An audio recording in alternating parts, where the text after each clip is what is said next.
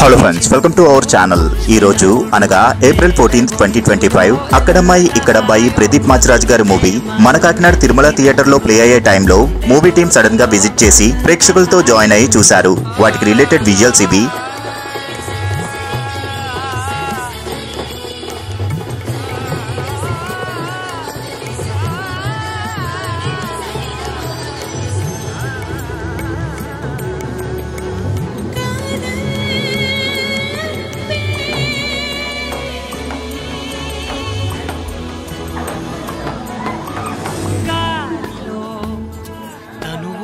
గంతులే సెవింతగా ప్రేమలో తడిసినది పూర్తిగా